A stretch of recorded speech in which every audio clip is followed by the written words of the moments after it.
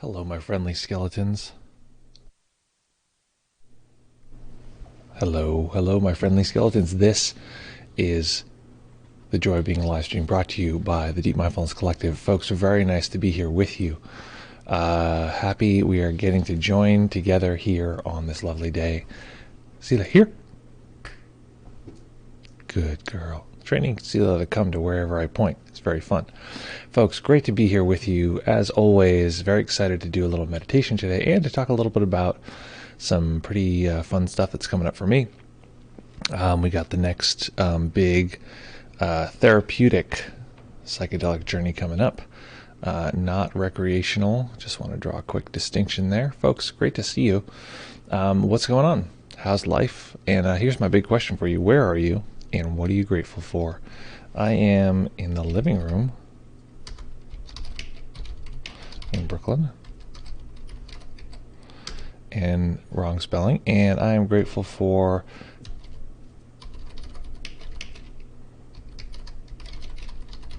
supportive, awesome people. Appreciated very much. Okay, let's shrink this down a little. Doggy cam. Dog's just gone. Dog's out of here anyway, so let's turn this off for now. Dog's out somewhere else playing. So folks, very happy to be here with you. Let me tell you, it is a good time. Oh, wait.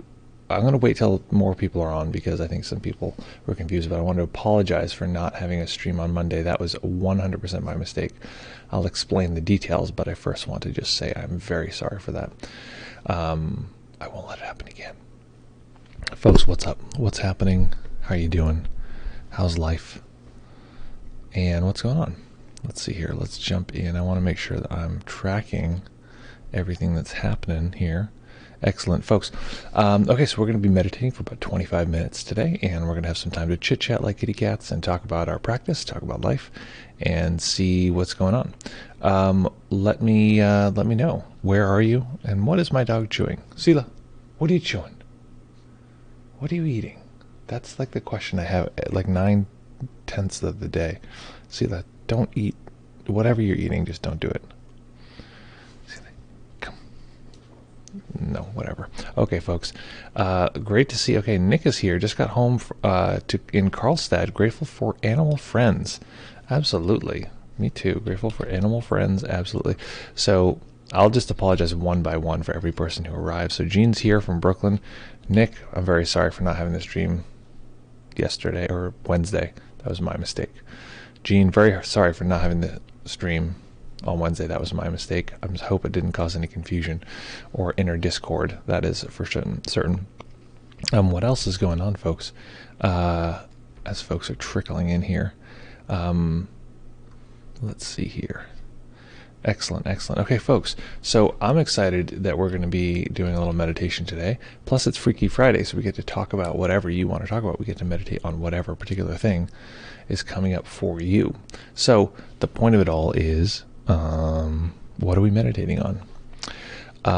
I have been, I don't know. What am I interested in recently? Okay, so here's something that comes up each time I do the psychedelic work.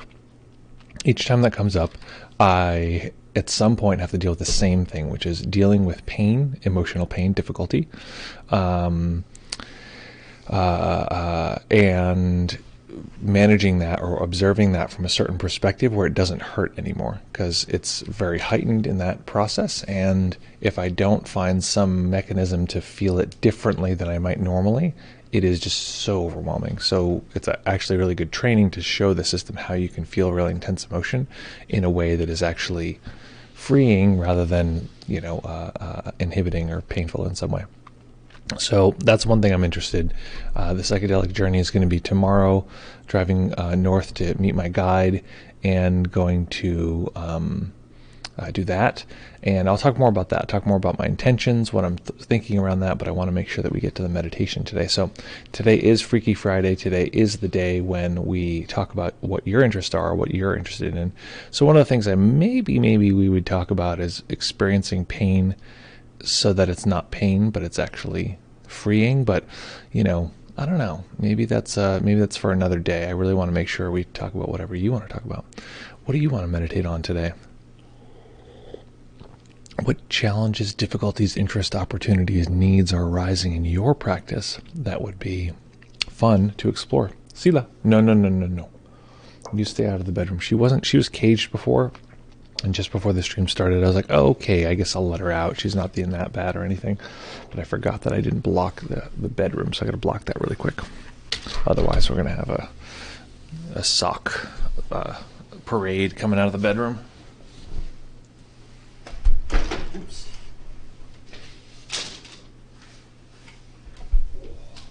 Ooh. That's what happens when you bump a light. That light was fully bumped. All right, folks. So what do you want to meditate on today? What challenges are you facing in your life? What's coming up? I'm all about pain because selfish reasons. Well, yeah, listen, pain and emotional pain is mostly what I'm referring to here. But I think it works for non-emotional pain, but I'd be curious. I have a friend who's like a pain and meditation expert, and I've been meaning to have her on for a while. And then, but we haven't. So I'd be curious if this set of techniques works in that way. But again, we can do anything you guys want. What other challenges are arising for folks right now? What is happening in life that is bumming you out or challenging you or giving you the heebie-jeebies or whatever? Oh, P.S. This is the first stream we've had since there was a fucking insurrection in our country. Yeah, okay, so that's really intense. It's interesting because I do improv comedy. Just it's fun. It's really good times. Let's see. So, and I'm starting a new class, level 3. Very excited. I'm doing level 3 with a teacher who I really like and admire. And the thing is about that is that it was supposed to be on Wednesday night. And what happened was I was like right about to start, and I was like sitting there like waiting for everybody to show up, and like no one's showing up. This is weird, not even the teacher. And then I look at the email, and at 5:30 he had emailed everybody and said, we're going to cancel improv comedy tonight because of everything that's happening in Washington. And I'm sitting there going like, wait, what? It's like we're going to, I don't know, it seems like so weird. It's like I was like, wait, are you in Washington? Do you have people who are there that you're concerned about their safety? Or you could, like, why would we not have the class because of this news event? Anyway, I was surprised by that. I don't know how other people were doing. How did people take that as that was unfolding and is unfolding actually? By 6 o'clock, I had heard enough news to know that, they had instructed the senators and whatever to stay in the Capitol, to not leave, which is an indication that they were going to continue with the vote count.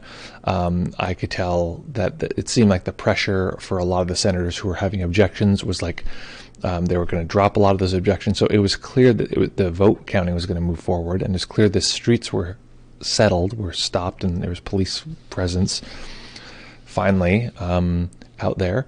And so I was like, all right, let's do some comedy. Let's play around. Let's have some fun. But apparently that was not allowed. So folks, big question for you is, how are you dealing with this whole mess? How's that? And what about people from other countries? What does it look like from your country, seeing the United States like go through this? Weird.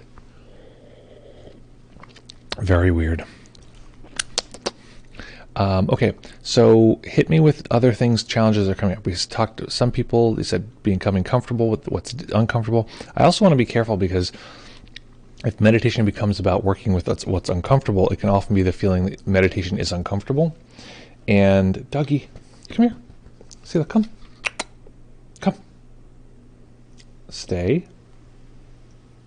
Come on, Sila. Good girl. I just want to hold the doggy for a little while. I was on a call. I forget who is it. What is that? I was just with some friends. We were just like hanging out, and I was like the whole time I was like, the dog, and I was like, is this too weird? Is it too weird that I just sit here and like canoodle with the dog? And I'm like, her fur is so soft. I'm just like, I don't know if you can hear how soft it is. It's funny because usually like anything touching the mic. So this is my hand, finger touching the mic. This is her fur. It's like so soft and smooth that it like makes it totally silent on the mic. This is what this stream has devolved into, is me petting the dog with my face. Okay, doggy. You're going to be let go now. Your duties have been fulfilled. You've given me a hit of oxytocin. Now we're moving on. Okay. Sorry, people are commenting here. I'm just like blabbing. Nick says that's news to me, because I don't consume news usually. Okay, so I'll fill you in and see how this works. Sounds like a big deal. I like the smell of the dog in the morning. Exactly. Okay, so it's amazing to fill you in on this because it's obvious not everybody's paying attention to it, not like they should. But this is a very exciting piece of news to break to you. So, the American president has been lying to the people and saying that there's mass voter fraud. And the way that they're proving this is a lot of conspiracy theories, but mostly cases where there is some indication of voter fraud, but it's like 2 people. And they're saying it's 100,000 people or several 100,000 people, and it's in all of these key states. All of their theories have been, I just, saying without being overly emphatic, but it's basically true, sort of laughed out of court. They've tried everything they could. They went all the way to the Supreme Court. The Supreme Court was like, absolutely not. We're not even going to do this. And so they have no legal recourse of any kind whatsoever. They were rejected from doing another case to the Supreme Court. They're just like, no, it's not even being entertained. So everything has been factually rejected. All the certifications for all the states have been certified and recertified and recounted and hand counted and double checked. And so everything that could happen has happened. The day for them to count the votes and certify that Joe Biden is now the president was Wednesday. And during that day, Trump early in the morning had a big rally and said, we have to fight. We need to stop this thing, and we need to fight hard, and you need to go down the street to the Capitol where they're counting those votes, and you people need to fight. And a lot of other people are using more incendiary language, we need to have trial by combat and weird shit like that. And so people went to the Capitol with weapons and guns and things like that and overwhelmed the police, broke into the United States Congress, one of the most protected buildings in the country, and were stealing stuff and smashing stuff and trying to stop the count of the legally acquired election. So that was fucking insane. The entire world is freaking out and is every world leader is this is horrible and this is whatever. So it's a big old fat deal, and terrifying and crazy and historical. They had all of this. They brought into the Capitol all this white supremacist various things. It was just a variety of people. So some people had Confederate flags, and some people had shirts about Camp Auschwitz and all this weird white supremacist stuff in the Capitol. And the Capitol hadn't been breached, or no one had breached any White House or Washington building since 1812 or something. And the closest the Confederacy ever got to Washington was, I forget where, but it was 100 miles away. And Confederate flag is now being waved around in the halls of Congress. All the Congress people had to be evacuated. Guns were drawn. People were shot. 5 people were killed. I guess I buried the lead on that one. It was crazy. It was really, really, really insane.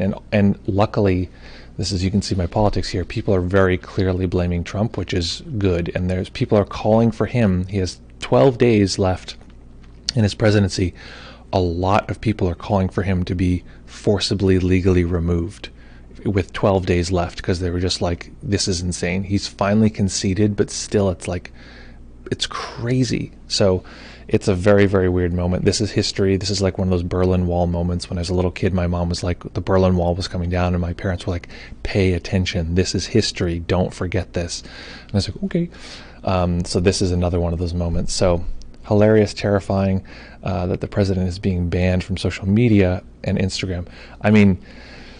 The fact that is relevant is terrifying, and it is true, but it's because of this. So anyway, hopefully that was a fun little rant, and not too boring. But the question is, we're going to meditate, I promise, right now. What do you want to meditate on? That's my big fat question for you. Or we could just do full freestyle, and I'll figure it out as I go. That might be fun. And then we'll talk about what I'm going to do for my next psychedelic journey, what that's going to look like, what we're going to have going on here. So folks, without any further input, since no one has strong opinions here, let's just go full freestyle, and we'll figure it out as we go. Finding a nice comfortable position that you can maintain for the duration of the sit. So I'm going to encourage you to be entirely physically still in the body. This might sound crazy and it might sound impossible, but it is very, very helpful to advance your meditation practice. Sila, what are you eating? You're allowed to roam free on the condition that you are quiet and cute. But if you are loud and annoying, you then have to be put in little doggy prison, which I know is like your pen that you like. Okay, whatever. So folks, find a nice comfortable position that you can maintain for the duration of the sit.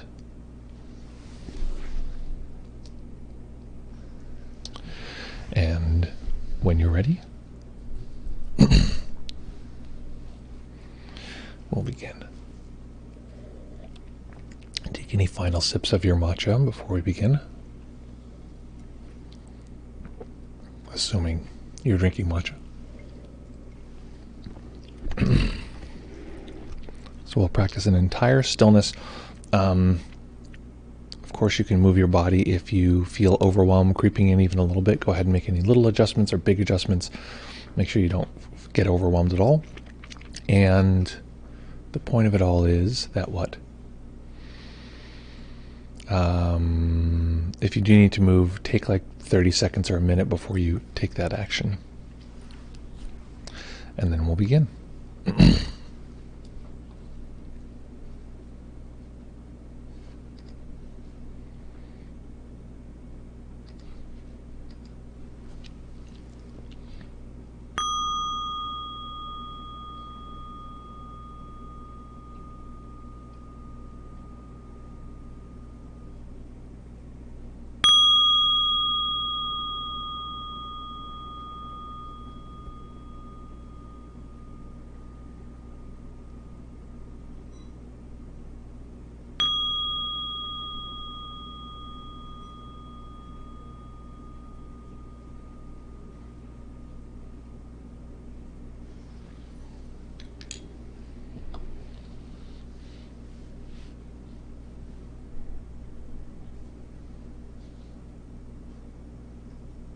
Beginning by taking a few comfortable deep breaths.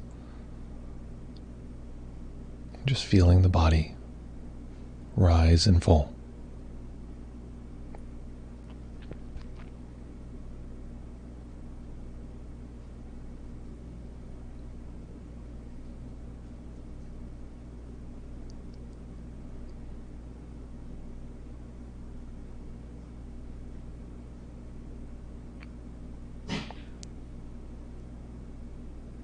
Each time we arrive at a meditation, we arrive with the momentum of all of the previous moments.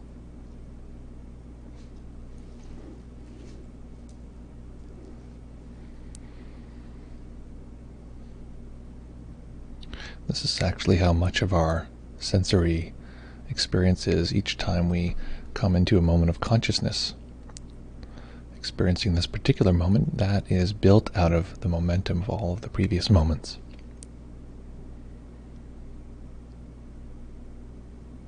So there were an uncountable number of causes that led us here, all the way from the beginning of the formation of the universe to the creation of life to what we had for breakfast.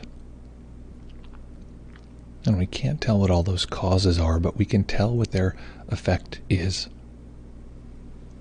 And that effect is our current sensory experience.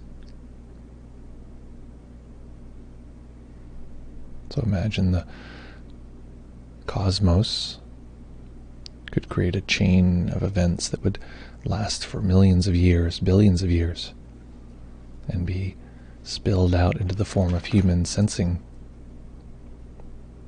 That'd be a pretty magical trick, wouldn't it? So partially we're just finding the correct perspective, which is a little bit of awe at just the fact that we're perceiving right now. that we're alive, that we have a consciousness. That nature produced life. Life became more and more layered and complex, and eventually got so complex it could create a human consciousness that could perceive the sensations of this moment.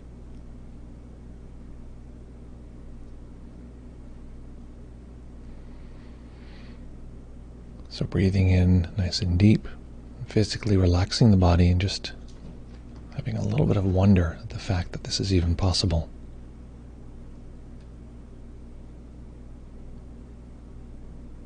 This might seem mystical, schmystical, some sort of hippy-dippy idea, but it is just factual. We are at the express end of a long line of causes and effects, conditions that have produced this moment, including all the way back to the beginning of time.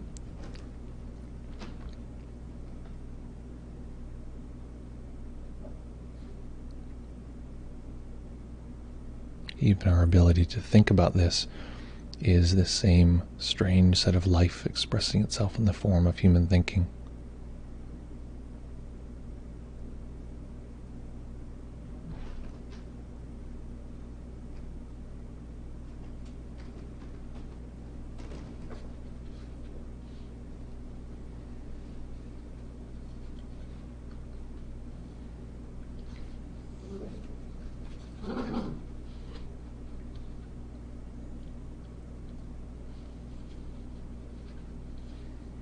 So let's take a moment to attend to this recognition that what we're experiencing right now is life.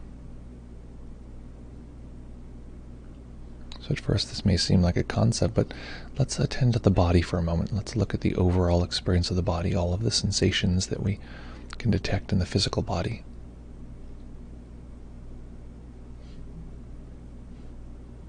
Look for any of these sensations that are not alive.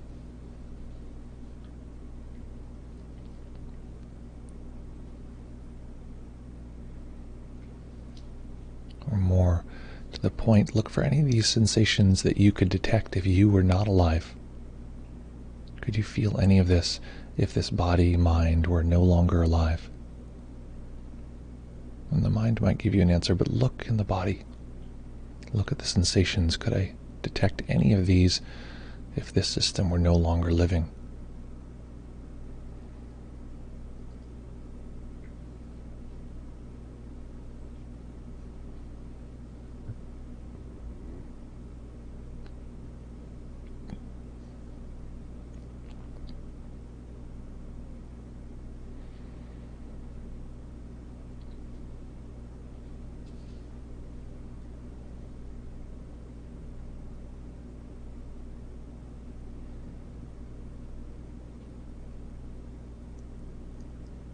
If we'd like to use a mental label, we can use the label life. If we detect a sensation, we check in. Could I detect this sensation if I were no longer alive?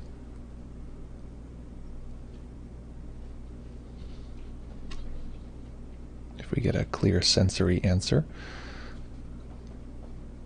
we can label that living experience as life. Okay, got it. This sensation is life.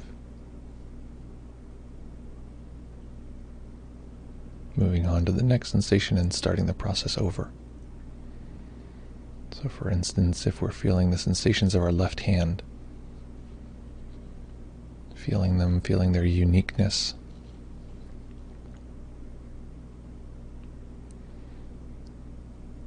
and asking, could I detect these sensations if the body-mind were no longer alive? If, to put it more bluntly, if I were dead, could I detect these sensations?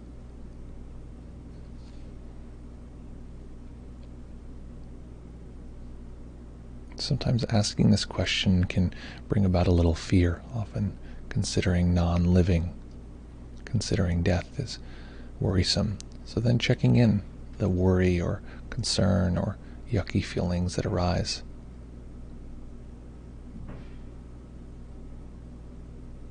Could I detect these sensations if this body-mind were no longer living?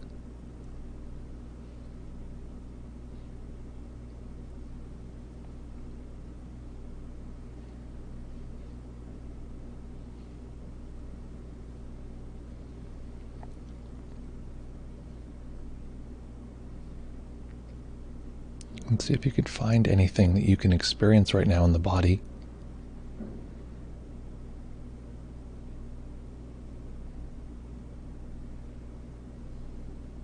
that seems like you could detect, you could feel this if and when this body-mind stops functioning.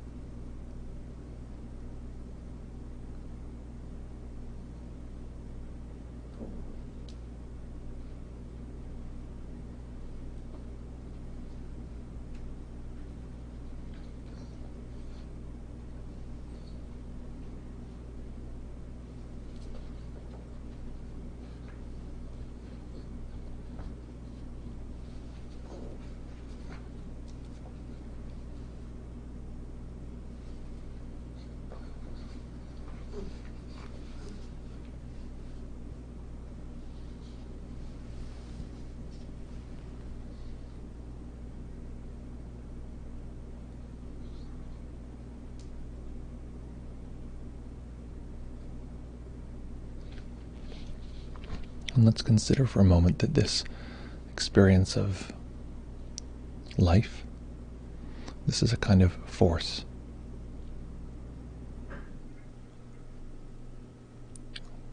Life was first formed deep in the ocean. The research says it's at the heat vents deep below the surface.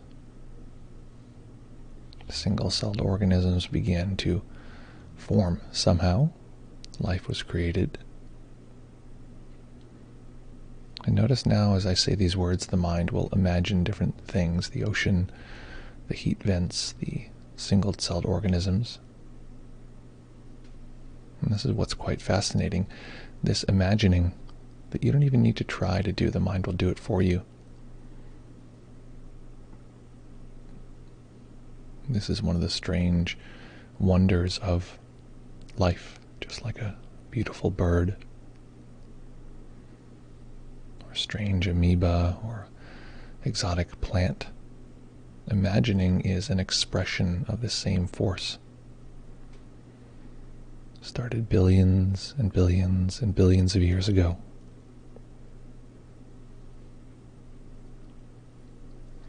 This force that survives, that keeps living, that while it dies frequently, some part of it continues on.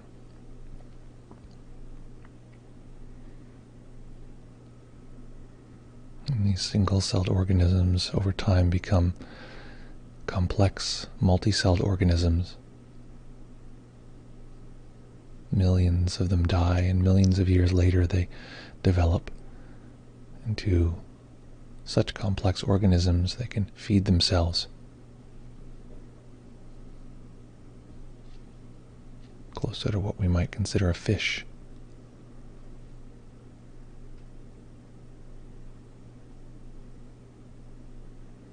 And we think of these as things, but this is a force. It's the same force we're feeling in our bodies right now. It's the same force we're detecting in our hearing right now.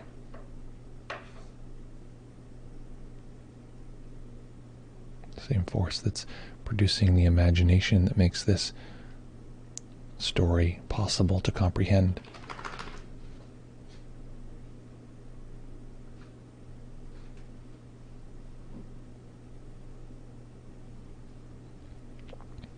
So take a moment to look in your current experience. Is there anything that you can find that isn't this stunning, seemingly magical force?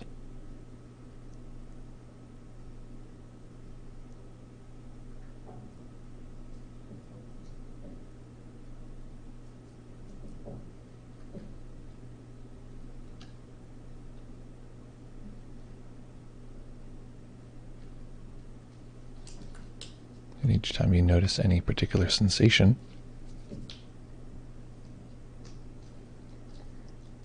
and recognize that it is this force, it is life.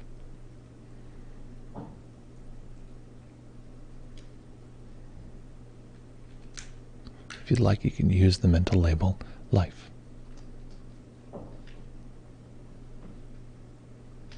Allowing ourselves a little bit of awe with the sheer fact that this is possible.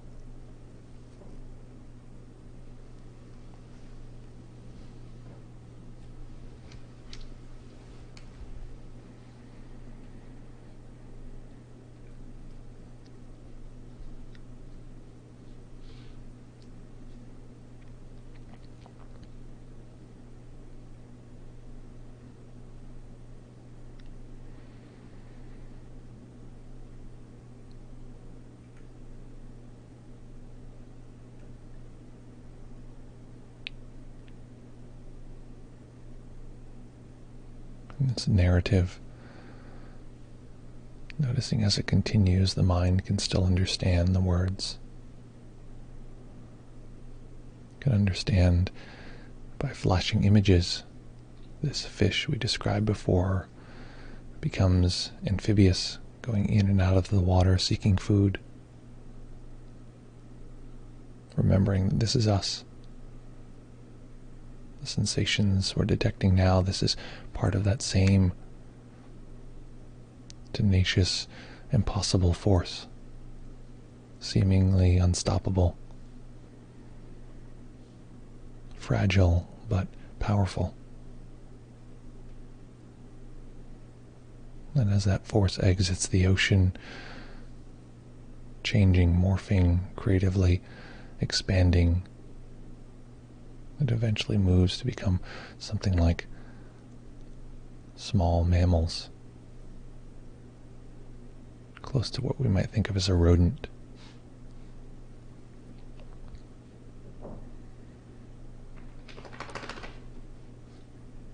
And we can think of the rodent as a thing, but also consider it as a force, as a movement.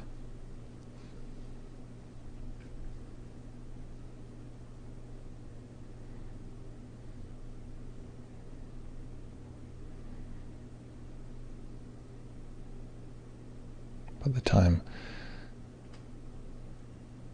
rodents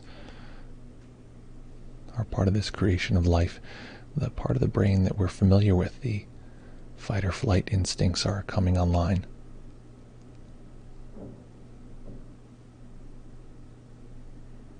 We know this from our lives. The fear at some sudden movement, the worry that keeps us up at night.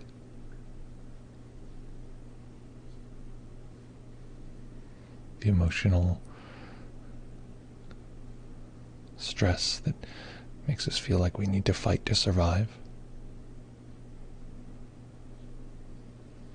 We can think of these as problems, but in this case we're observing them as a force. Older than we can imagine.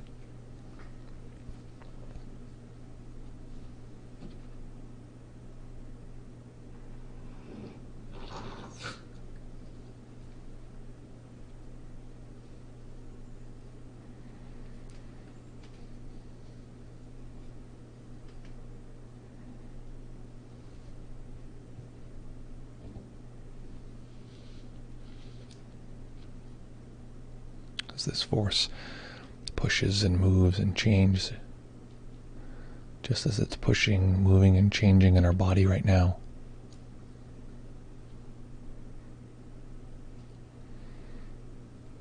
The same biological technology of hearing that's making it possible for this story to unfold. The same force was active in these early creatures, these early land-based creatures.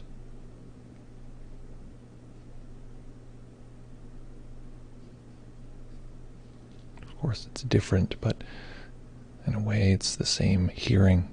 We've been developing this hearing technology for billions of years.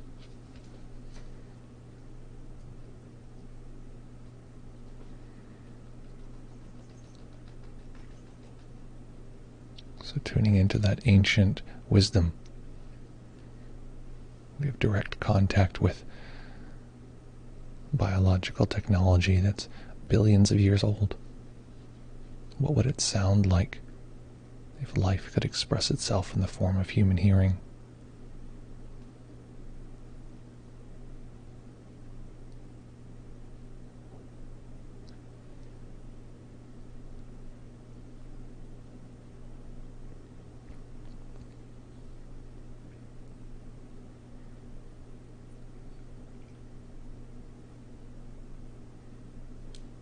And as millions of years continue to unfold,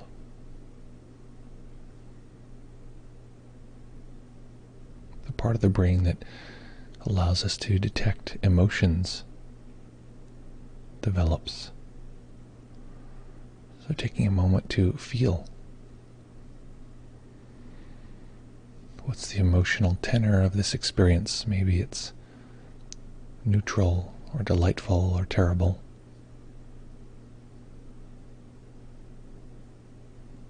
But regardless of what tone is being expressed, what specific sensation of emotion is arising, recognizing that this emotional experience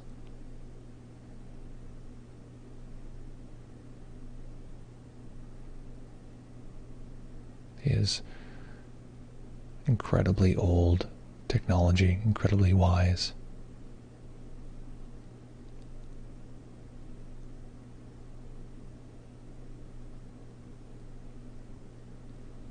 Even our ability to feel any kind of awe, any kind of wonder at how impossible this is an expression of the same force of life.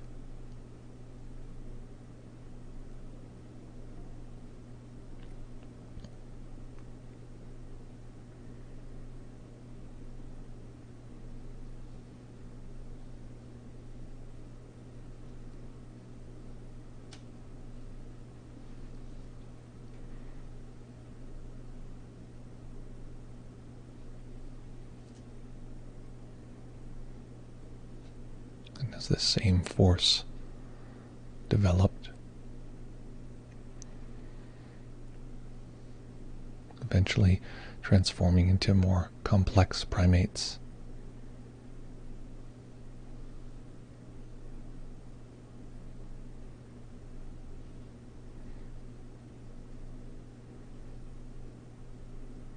Into all sorts of pseudo-humans, Neanderthals, and the rest which this mind forgets at this moment.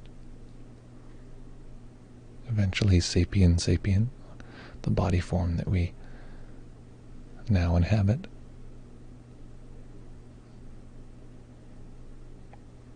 The brain develops to the point where it can reflect upon itself. Identity proves very good for survival, so we have a sense of a self, a me, an I that we need to protect.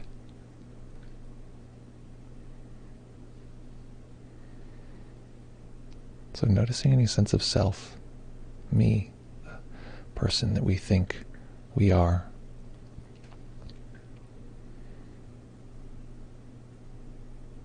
Recognizing that as rich and complex as this person is, or many persons, these different selves within us,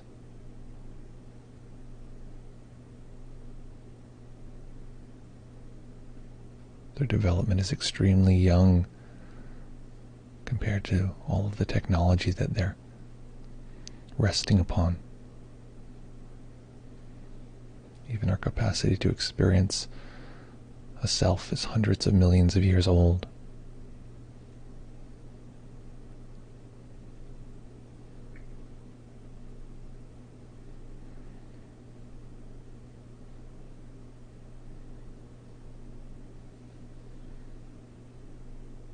And if we consider all the possible ways that any of these creatures way back to the heat vents of the ocean, all the way forward to our ancestors, very early humans, how easily they could have been injured gravely, how many were. Migrations, famines, extreme weather,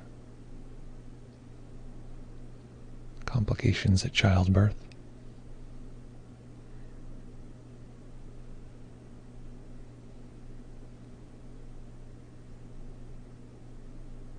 The level of non-survival is unimaginable, uncountable. But somehow, throughout all of this,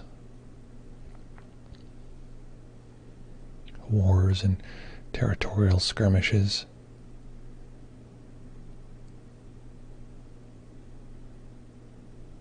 failure to find food, groups isolated and lost, throughout all of this, all the way back to this first instance of life, there is an unbroken chain leading right to this exact moment.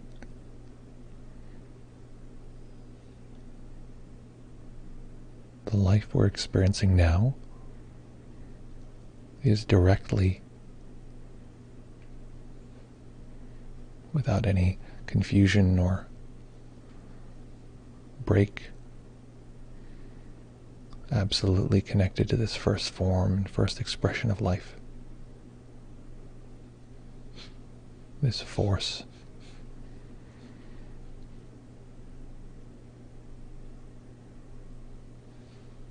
more than 4 billion years old, is expressing itself in the form of this body, this mind.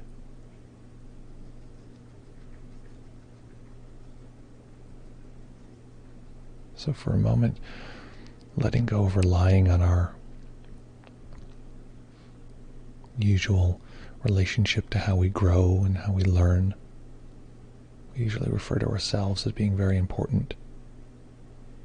Our lives and the stories of our lives as being central.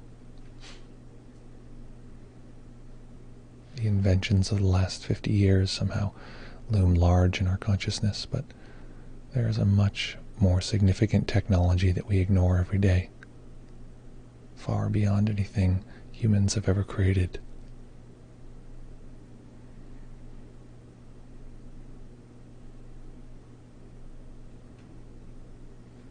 So taking a moment to feel the pushing and pulling of life as it expresses itself.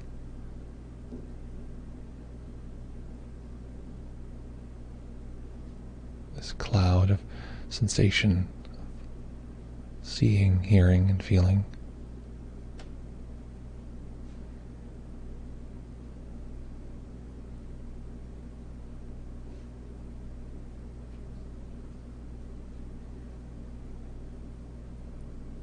Simply having a tiny bit of gratitude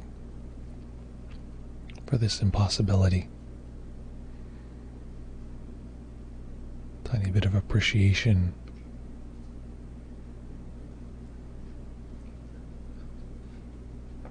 for the wisdom of this body-mind, and a tiny bit of appreciation for all of the struggle and hard work.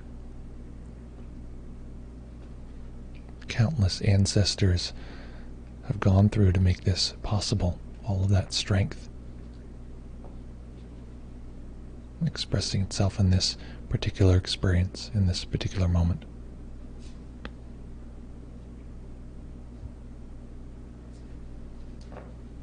So staying with the practice, staying in stillness. We're going to wait to end the formal practice until the bell goes silent. I'm going to show you another instance of life expressing itself, so you're going to want to pay attention. This is the most important part of the practice. Allowing a tiny bit of light to enter the eyes. Eventually allowing the eyes to rest on a single point. as the eyes fully open.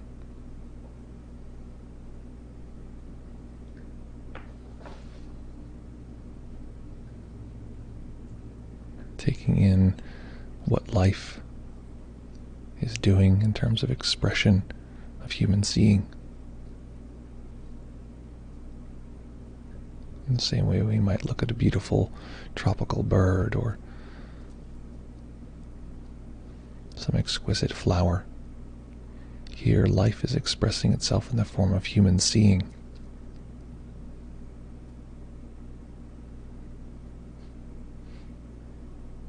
So in this way, seeing human vision as a kind of beautiful, complex, and possibly nuanced flower.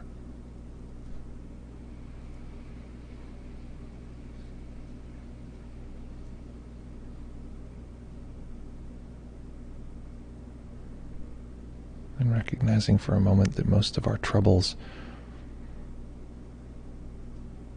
are so local, they're so short-term, the mind worrying about this or that moment, and we have direct access to something that is ancient, timeless, and free of these short-term challenges, as difficult as they may be.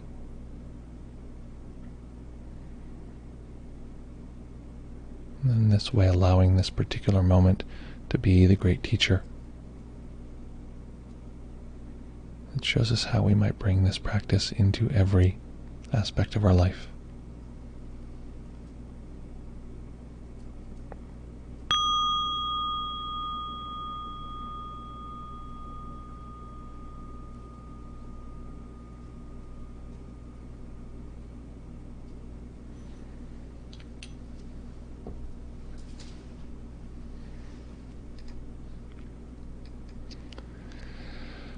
Okay, that was fun. Folks, what was that like? What happened and what do you like now? Let's use our digital technology and use those digits to type in what the heck is going on. What happened there? What happened and what do you like now? And of course, I want to pop into the chat here our Discord, so you can jump on and chit-chat like kitty cats if you'd like to. Or if you already are on our Discord, you can just jump into our voice chat channel, and that'll be fun. It's Friday, my dudes. So if you want to chit-chat before the weekend, that'd be great fun. Let's see here. Okay, I'll pop into the questions and reports channel. You know, I'm just going to create a direct invite to this channel, just for fun. So you can skip a step if you want to chat. Folks, okay, so what was that like? What happened and what do you like now? I think I should turn the doggy cam back on. Hopefully that wasn't so distracting. The dog was a little bit funny, but it's nice because, you know, it's another expression of life. Let's see here. Come on, doggy. Yeah. Yeah, so what is good doggy. What was that like? What happened and what do you like now? I appreciate that practice a lot because it just feels like this really deep contact with this primordial experience, which is nice because it can, you know, continues past the current moment, which is always lovely. Exalted bro, nice to see you here. Haven't seen you in a little while. I wasn't here for the meditation, but I'm curious about the journey plans and stuff. Okay, yeah, I'll talk about that in just a minute. What's up, doggy? Oh, P.S. So the doggy was like vomiting a lot the other day. It's quite a bit. So I'm still a little cautious about that. Like, what's up? So she was playing. I saw her playing with the stick, and I was like, oh, that's cute. Whatever. We have a stick that we use for throwing if we go play fetch. And at some point, I looked. I was like, where? You know, and the stick is like this long, and I was like, where's the other half of the stick? I was like, oh, this isn't good. It's like, well, I guess we'll find out. Maybe she'll like poop it out or something. So for the rest of the day, she'd be like, blah, throw up, and it'd be like a pile of wood pet ownership and child ownership, I guess they're not called ownership, but child rearing, is very weird at times. So she'd like puke up a pile of wood and then immediately, like, she'd be like, blah, and immediately try to start eating it. So it was like very funny. I was like, come on, don't eat the wood. So I had to catch her and then like jump in there and like pick it up and be like, whatever. So, let's see. Let me have the computer read this because you guys know, the story. I'm like, my dyslexia will take over and I'll just space right out in the middle of a sentence. Nice tour of evolution. Great way to start the weekend with a bit of awe and shift in perspective. Had to end early today cause of family stuff. By the way, do you use awareness and consciousness interchangeably? Have a nice weekend and rich journey. It's funny, the question, do I use the term awareness and consciousness interchangeably? I think sometimes I do and sometimes I don't. That's like the worst definition. But in a way, it's like, oh, God damn it, I don't want to do this because I feel like it's like then people get into like this whole argument about the difference between awareness and consciousness. I use them interchangeably. I use consciousness much less than I use the term awareness. Consciousness. I mean, basically, it's like there's the attribute of being conscious. So at times we're conscious, and I think I'm pretty much using them interchangeably. Although I define awareness in a pretty technical way. It's the part of the mind that knows whatever experience it is, no matter what the experience. It's very neutral. It does not need anything to be different. So in a way, it's like consciousness is like, in a way, it's like the computer is on, so it's conscious, but it's like it processes any data whatsoever, and so the processing is awareness, but the thing just being on is consciousness. But I also just don't want to get too like funky with that, because I feel like sometimes it's like the urge is like over define things, and then it just ends up creating more problems. So I try to define as few terms as possible. So I really talk about awareness more than anything. So yeah, excellent. Okay, so Exalted Bro asks here we go. This is what Exalted Bro asks. Says, how does being experienced with meditation affect a psychedelic journey? Would your journey be different if you would have never meditated? 100%. So all we're doing with meditation, and equally with the psychedelic material, is we're observing our experience. We're observing why are you not excited by this doggy?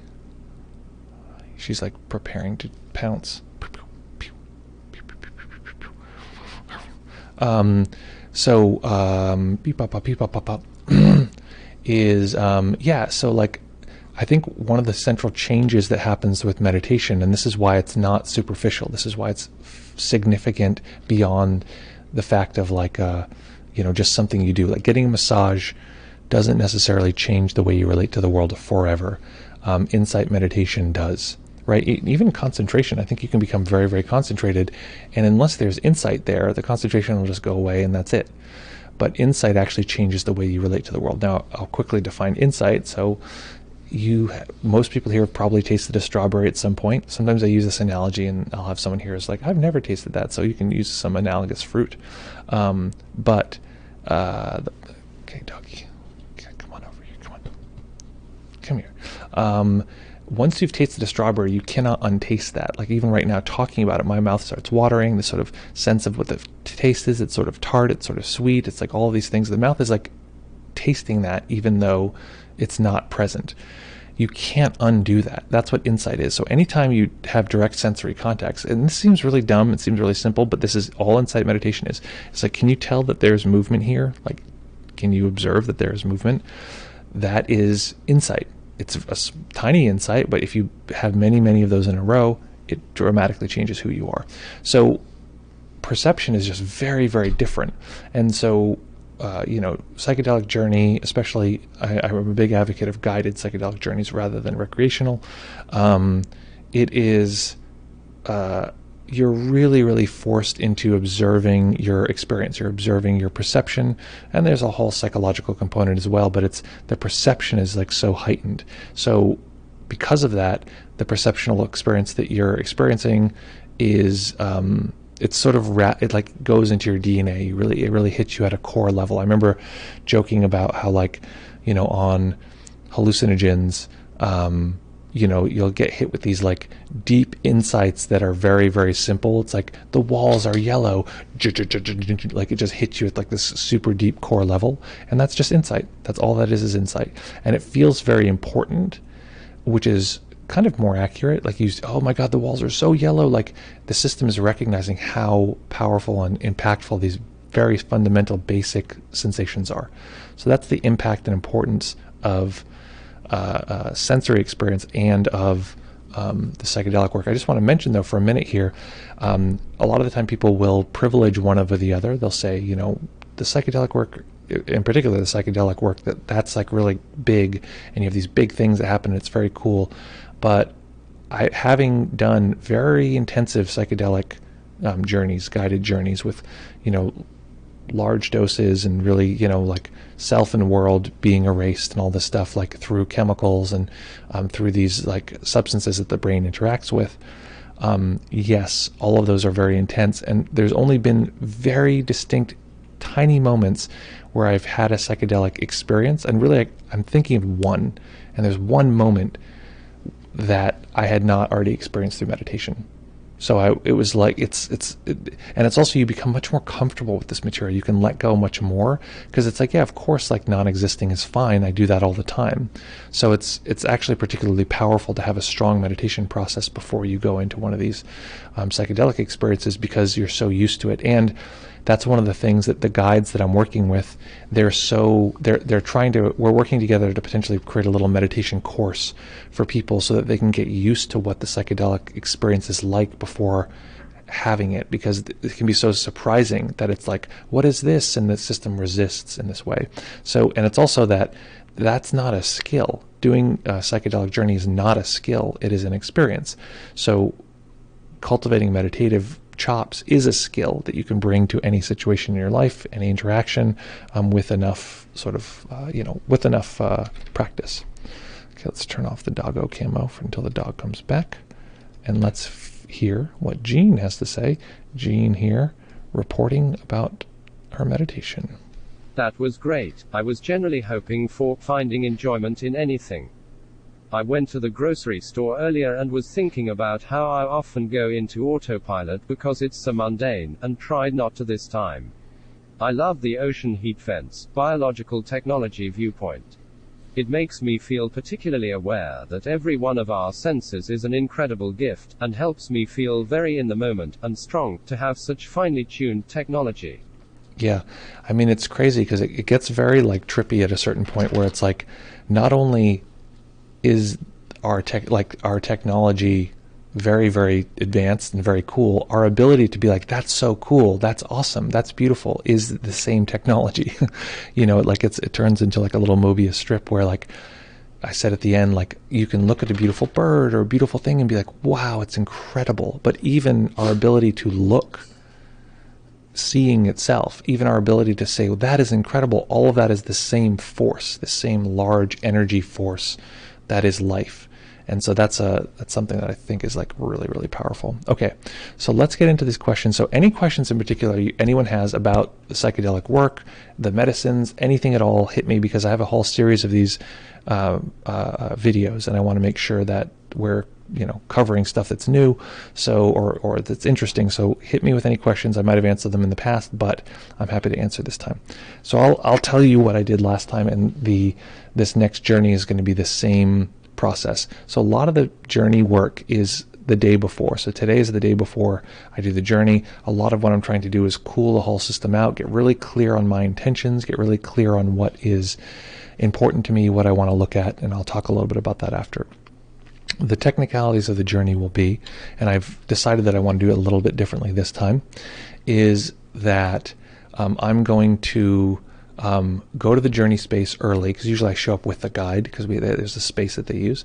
I'm going to try to get there early and spend at least an hour doing physical stretching, because I always find that in a way it takes a little while to get attuned to the body. It's very like mind oriented, and then it takes a while to get in tune with the body, which today we talked about like the evolutionary sort of intelligence of all of these different parts, all of this different technology, and often we think the mind is like the most important part, and the mind survives in part by saying it is the most important part, so it ignores a lot of stuff to say like my intelligence is the thing that will guide me. But we have this ancient technology. It's very important to get in tune with.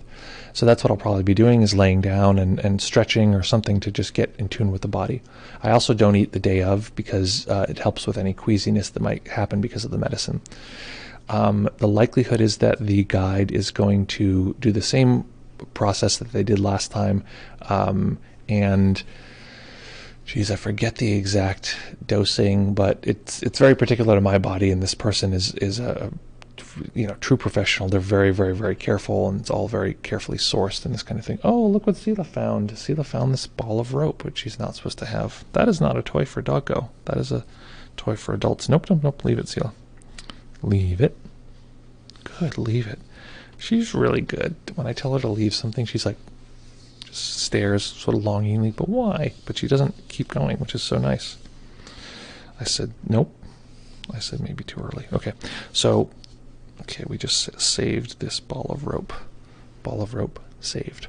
So where was I? That the next thing is, so dosing. So I forget what the doses are, but they're pretty high. I have a very high metabolism, and so my body can handle large doses of things more than usual, than most people. Plus, I'm a giant person. I'm 7'5", so that comes into play. That's for anyone who's using meters. I think that's 4 meters. I'm 4 meters tall. I'm just kidding. So the point of it all is that I am a tall person. And so I have a high metabolism, so there's like a relatively high dose of MDMA at the beginning, and that often functions a little like truth serum. It just sort of loosens everything up, and you just sort of can say and be clear about it, just like moves things out of the way, and it feels like suddenly you're like, like a lot of the BS goes away. It doesn't feel like recreational drug use. I've mentioned this a lot in talking about this stuff. It just, especially because your eyes are, I didn't mention this, so part of the setup is you're laying down, your eyes are covered, you're relatively still, and it's very, very, very internal. And because the system is metabolizing, and I think because of the meditation, it doesn't feel like, oh my God, the ecstasy, it feels incredible, because actually I sort of feel like that a lot of the time already, like this very pleasurable experience. So it's sort of, that's downplayed in my experience. So then there's it starts with this dose of MDMA, and then there's a relatively large dose. I don't think it's that large. I think it's I can't remember what the MDMA is, but it's high. And then then there's psilocybin, and the psilocybin I believe was 350 milligrams. I can't remember if that was it or if it was, I don't think it was up to 5. I think it was less than that, but and then that's for a few hours, and then at some point there's a intramuscular dose of ketamine, which is really sends you kind of out, your loss of body, loss of whatever, and that's when you get into what I call the kaleidoscope, or the what is it, the tumble dry section, where just all of the senses are just a big tumble, and you're full, very, I want to say fully, but you're deeply deconstructed. There's nothing to hold on to, and then eventually you start to reconstruct yourself. And fun fact, the last time I did that part, we're recording it so I could hear what I was saying afterwards. And what happened afterwards? Afterwards I was what was it? Beep pop pop beep pop pop pop pop. I was asking about what I was saying during that time, and I was telling jokes and stories and stuff during the ketamine part, and I was like, oh, remember I told you this story about this thing? Afterwards I was saying to the guide, and she was like, nope, I've never heard that story. And I was like, wait, what are you talking about? I told you this story, I told you this detail, this thing. And she's like, nope, never happened. I thought I was talking and laughing and very communicative, and she's like, you were not moving at all. Just very funny, how, anyway. So after the ketamine wears off, which is pretty short-lived, the ketamine lasts for about, I think, an hour and a half, you come out and you're back in the psilocybin with kind of a little bit of a wash of the MDMA. And then because you're reforming, you have access to a lot of sort of psychological stuff that you might not otherwise. And so there's a lot of, juiciness to that part. So that's the lay of the land, and that whole process takes around 9 hours. So it's very powerful. I mean, this is when I talk about like with a guide, you know, rarely in my life, maybe never in my life, have I had a situation where someone is so attentive, where for 9 hours they're just sitting right next to you, and if you need anything, you're like, I need water. You know, they'll like hand you water and you can drink. Like all of your needs are so deeply met. It's, you know, I had a pretty crazy childhood, and I think I had very erratic support. There was like plenty of support, and then it was just gone at certain times when it was needed. And so my system is very sort of wired to be like, where's the support? And so just to have that without break is so deeply effective. That's one thing I just want to mention. Again, plug for having a guide. I can tell the dog is eating something out of the corner of my eye. No, Sela, that's not for you. Where is she getting all of this stuff? Now she has a paper towel. I don't know where she's getting this stuff. Anyway, okay. Exalted now asks the question. Do you think psychedelic experiences are helpful for future meditation for someone who has never meditated? Other than the ability to show some of what's possible? Well, actually, I think it is precisely with its ability to show something what's possible, which is what's useful. I don't think it's useful for developing concentration, but I think it's useful as a sort of like a North Star. Not exactly, because the idea with the North Star is it fully tells you what direction to go. It tells you roughly there is a direction, and that the psychedelic material could be part of that direction.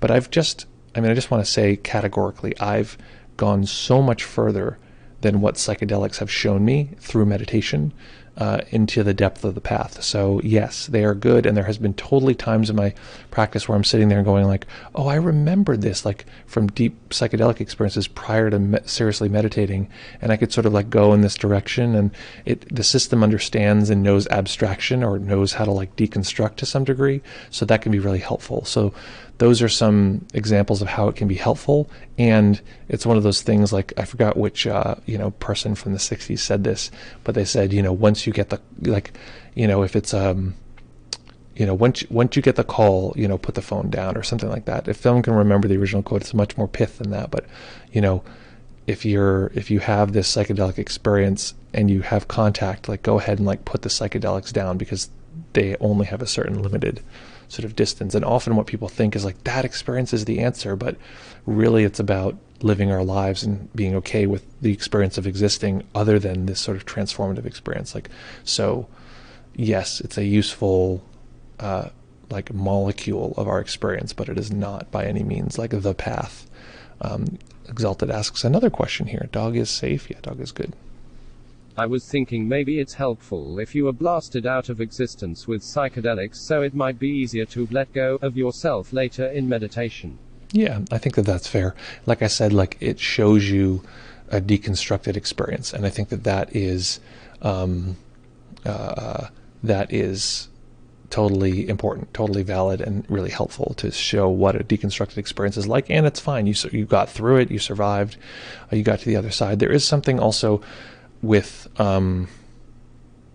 doing psychedelic work. Again, I don't think everyone should do it, especially if you have mental health challenges, or sometimes people with depression, like you can't, because there's complications of chemicals interfering with each other. But it's bracing. It's like it's like a really big experience, and so getting used to that is sort of like, yeah, that happens. Like it's fine, And I remember, like, as a teenager, I remember like taking like big doses. And I remember taking like 7 hits of acid and like having to have a conversation with my mom.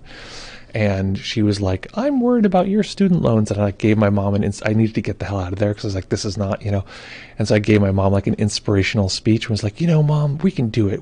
For a long time, we've fought and we've done the thing and we've just gotten through. So I don't want you to worry. I want you to know that we can get through this. And she's like, oh, okay, great. I'm like, okay, cool. And I turn around and the floor is like, falling down as I like try to like get the hell out of there. It's just really funny. So those kind of experiences show you that, like, it's not easy, but you can interact with the world and have it be very psychedelic, which is, there are certain parts of the path that can be like that, where it's very psychedelic and you're interacting with the world in a larger way. Okay, good. See, this is good, Doggy. Doggy has found a toy that is an appropriate toy for Doggy, and I just want to make sure that that's acknowledged here. There we go. Let's get the doggy cam going. That's a good toy for you. Okay, let's jump in here. We have a few more comments. Oh, Alan Watts. I'm not sure who said it, but I don't remember the quote. It's something about putting the phone down. I thought it was a monk, but I might be wrong. Exalta says, also, can you explain what purification means? Something about feeling fulfillment from pain experiences. Okay, this is actually a little bit of what I was talking about. So I'm going to define purification a little bit differently than that, but also exactly like that. So first, purification. I think purification is any experience where there is a relative reduction in clinging or aversion. So that's a very broad definition. Basically, what I've also just described is any increase of equanimity. So there is something that occurs when we have more equanimity, which we usually just ignore it. We're like, oh, I had some more equanimity, like meditation's not that important, or I had a moment of this. But there's something incredibly powerful where we have a little bit of reduction of clinging or aversion or unconsciousness, and the system learns from that and says, oh, maybe that is a resource that I could connect with. And over time we start to say, well, maybe this is more prevalent than I thought, and we start to have contact with awareness, the knowing part of the mind that is deeply neutral. And then at some point we say, well, maybe this isn't so much like a thing or trick the mind could do. What if this experience is actually home? This is a place that I could reside, I could return to. This is a refuge that I could, find resources from. And then at a more advanced level, we start to realize, wait, maybe this kind, open, welcoming awareness is actually me, is the uber me, is the real me, the truth. In Hinduism, they call it true self. Oh my God, maybe that's actually the true self. That's the true me.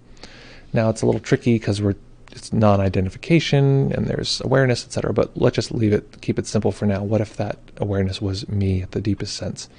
So purification is any movement in that direction, or any way of experiencing that emptiness and that openness and that neutrality in the world of material objects. So it's both directions. So it's dual, deconstructing to non-dual, or non-dual, reconstructing to a solid sense of world that is empty in that way. If we're using a form as emptiness is form sort of description. Now, what you're talking about, purification in terms of feeling fulfillment from painful experiences, is actually very true, very real, and I am usually very hesitant to talk about this, and it's very much part of my experience, because people can fully get tripped out when you say, listen, not only could your pain be experienced as neutral, your pain could be experienced as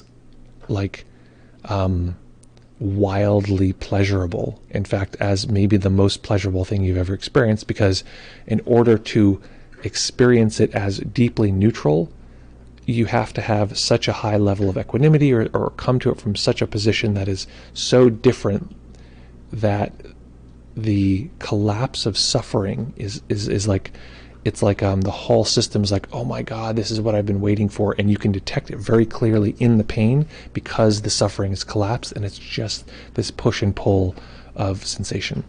So this has been something I've been working on, and also trying to find ways to help people, to teach people how to do this. Through my work in meditation, Shinzen talks about this, but also through the psychedelic work, which I think has accelerated this particular insight to a fair degree. But I think if it weren't for retreats, where I'm sitting for 4 6 hours sometimes without moving, very still, pain becomes very, very prevalent, becomes very intense after even an hour. It just becomes very intense in the body, and so not moving and not adjusting and letting that pain be there is a very strong training to teach purification, because the system can't handle it. For a while it's just no, it's so painful, it's so painful. And finally the mind realizes, if I hold this in a different way, and I'll describe exactly what that way is, if I hold this in a different way, suddenly, it's relieving, even if for just an instant. So it starts to train the mind, and not even train us, but train the mind on its own to start holding it from this certain position. And I think it's also that the pain is too intense for you to just disassociate, which, we want to be careful experiencing a lot of pain, especially if we experience trauma, we want to, that's like almost a much later practice or a much less likely practice.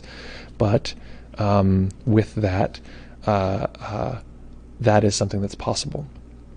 With the psychedelic experience, and in particular with the psilocybin, oops, oh, little Sela bumped her head over here.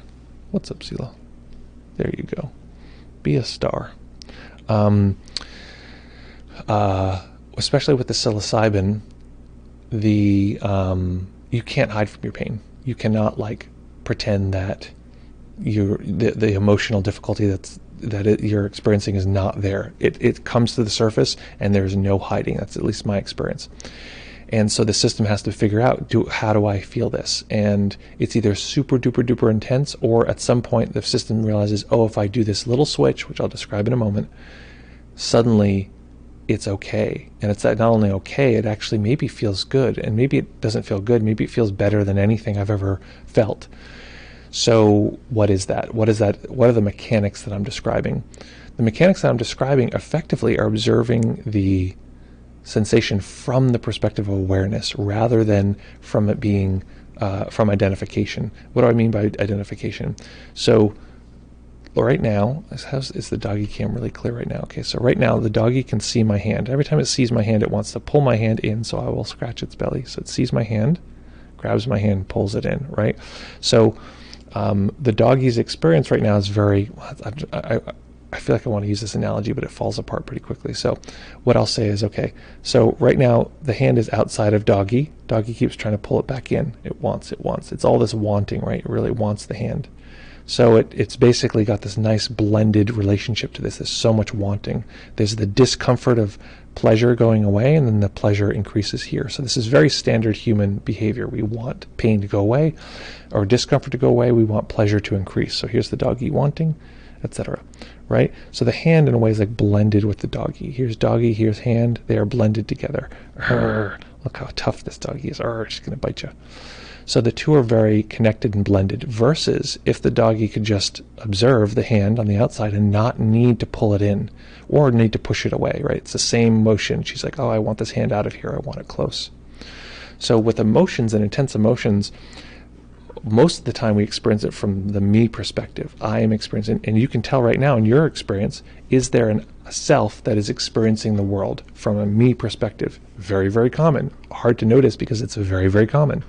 Yes, I have a me, a sense of a center. The world is happening to me, this me function, and it's unconscious. It's not like I can detect that it is a self, or it's arising, or where it's arising, or how it's happening in terms of our sensory experience.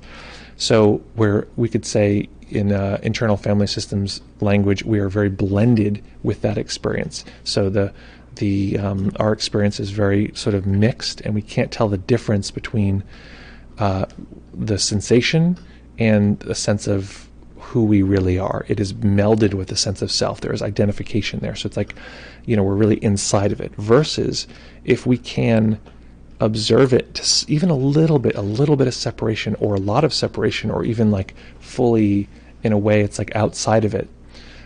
Suddenly, it's no longer pain happening to me, and so there's less of a fight. It's just a sensation that's pushing and pulling.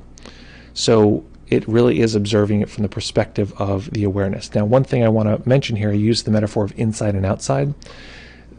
The blended part really does feel like it's me. It's like a space helmet of emotion. I'm experiencing it all over my body. You would think then that the aware position would be like outside looking in, which sometimes it can be, but that's still a kind of dual relationship, and there's still this tension and the kind of a pain, and the system wants to keep it outside, and there's like sort of a bit of a fight. More realistically, it's actually that awareness is sort of it's like a mist penetrating, or like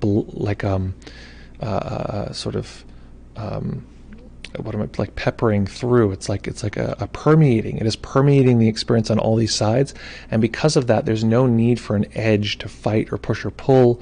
All of this material is known together, and so there's, in a way, a flattening from the sound that we're hearing to the pain to whatever sensation, and because of that, the mind is more with the knowing experience than the data that's coming in the senses. So suddenly, just being with the knowing experiences, all these sensations are just pushing and pulling. and the pain changes. And I know this is the part that sounds the craziest. This sounds like the most impossible. It changes from being ouch to like, to being like, oh my God, like it's so incredibly relieving. It just feels like God, like putting his finger right into your chest and being like, here I am.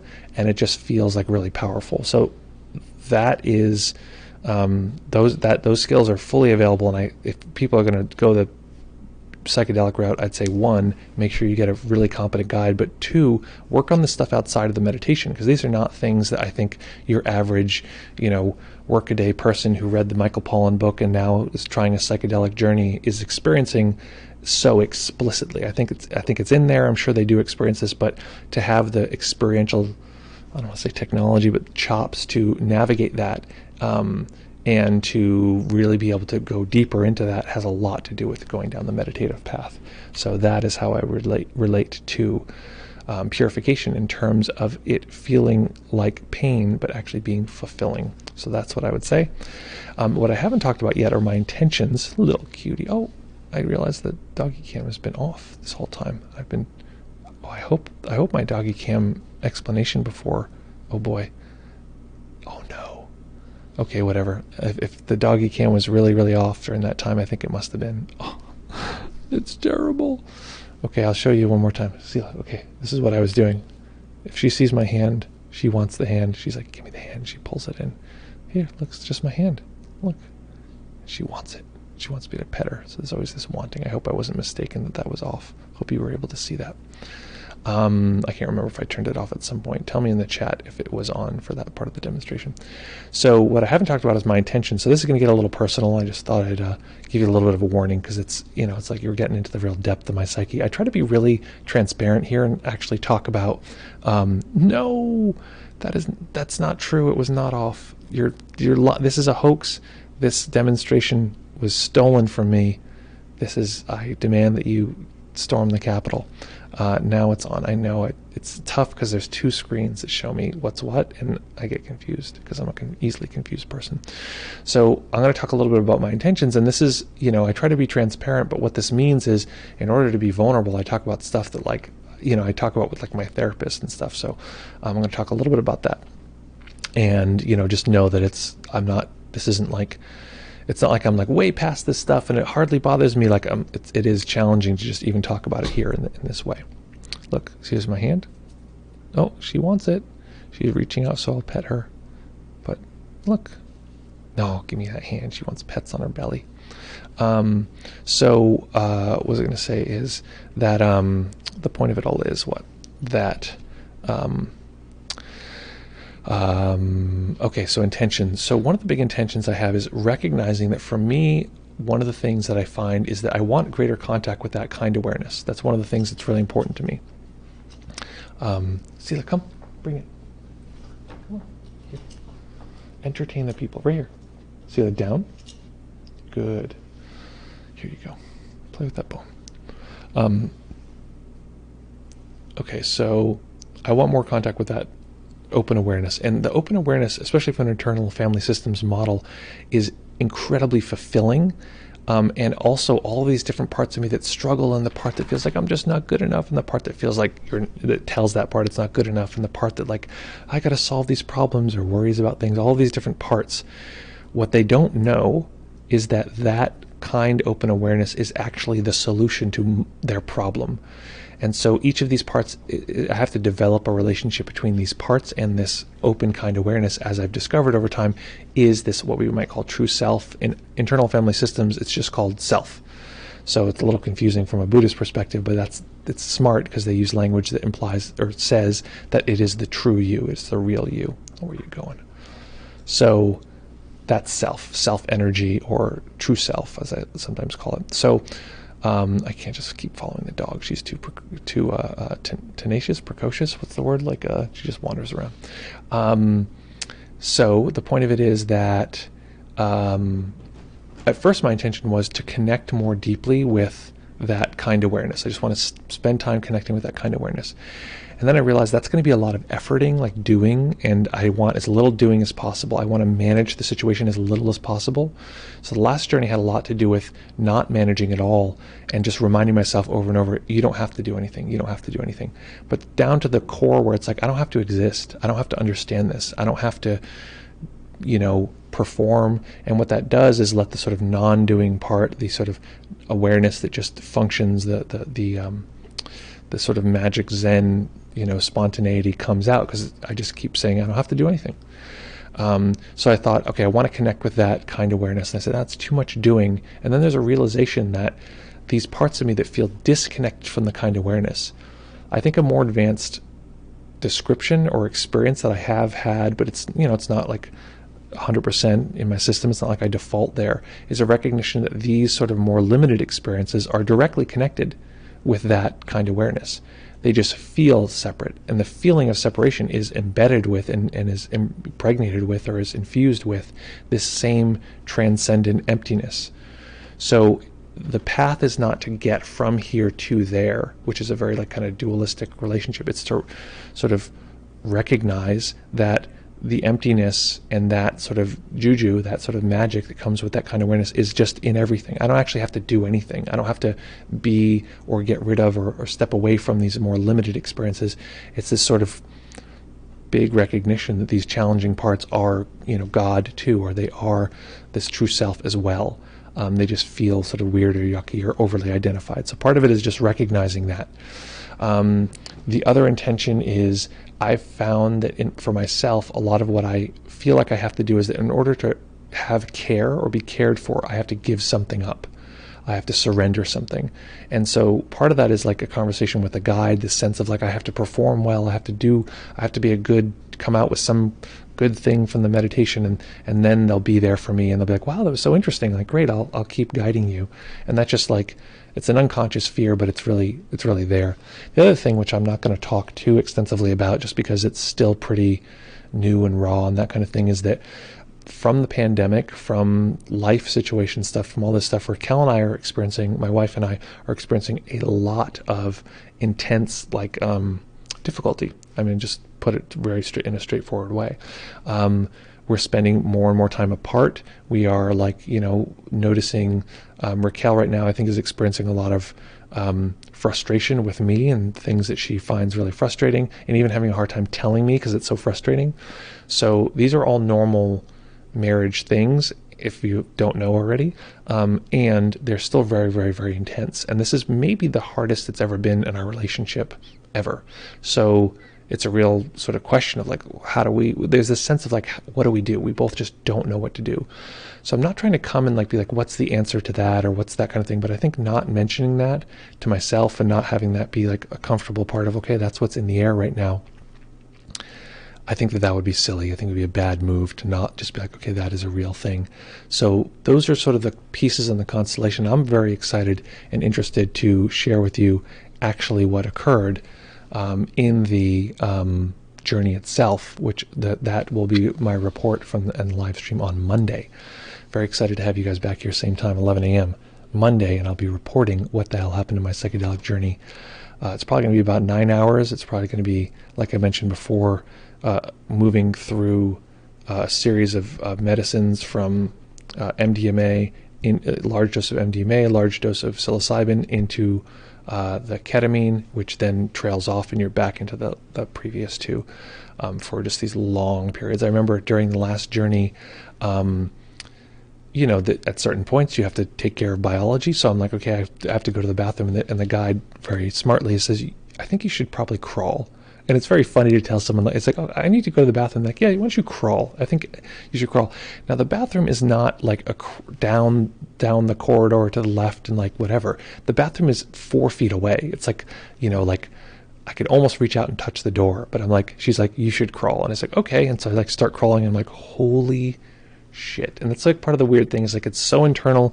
You're so like, sequestered, your eyes are covered. It's like specific sounds and music and stuff. And it's like, then you have to like function, and it shows how different like recreational or like whatever use would be versus guided. I'm like, it's so crazy. how different it is to have to function in the world versus having this very internal journey. So anyway, that is my report. I'm very excited here to tell folks how this unfolds. I want to mention one more thing that's been a benefit from this. Because there's just been so much more contact in my meditation practice and through the psychedelic work, again, they really work together. But if I had to pick one, I'd 100% pick the meditation process, because there's been so much more contact with the kind awareness, cultivating that relationship, recognizing that as home, recognizing that as true self. I've just accepted myself so much more. I've been so much more like, there's some part of me that for a long time has felt like, oh, there's something wrong with me. I need to learn more. I need to do this. And like, what's, just self or shame, basically, some part that feels like it's not good enough. And I've just been like, more and more been like, no, I think I'm great. I think I'm good. And that's definitely been accelerated by the guided work. So that's been very lovely. So excellent. So folks, I really quickly want to check something here. Okay, so what we're going to do here is I'm going to make a wish. But first I'm going to grab the dog. See that? Here, come. I want to show you to people. No. Stay. Good girl. Yeah, good girl. Okay.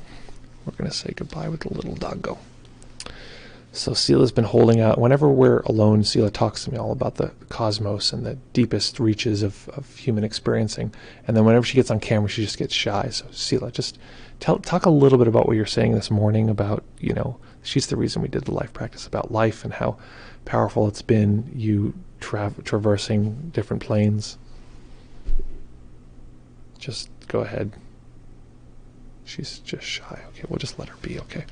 So what comes next? Okay, so folks, I have a wish for you. So in this particular moment, we did this whole meditation. We talked about all these things. So in this particular moment, to notice your current environment, notice that the only way that you could notice this is if you were in this very strange, complex meat box called the human body mind, and the mind is apprehending these experiences constantly. So this apprehension, this ability to know the experiences around you, notice that the mind is just showing you all of these sensory experiences. It's just giving that to you. That is awareness. Notice that awareness it's there. It just knows your experience. It's knowing, it's taking in. And noticing that taking in doesn't care what it's taking in. It has a very sort of liberal admittance policy. And that is what we might call neutrality. It's not pushing or pulling. Even if there's a discomfort in the body or something we don't like, it just takes it in. It just knows that that's happening. So that knowing is freakishly neutral, and that neutrality is extremely freeing. So in this moment, notice that is occurring. Notice that experience is present with you. And even if it's not, just know that the sensing experiences are the same force of life expressing itself, this powerful, ancient force that has been with us since birth and long before that. And using this knowledge, using this direct experiencing, this understanding as a way to connect with this particular moment, and in that way letting this exact particular moment be the great teacher, showing us how we might bring this practice into every aspect of our life. Folks, as always, practice well, take care of each other, have fun, and we will see you all very, very soon.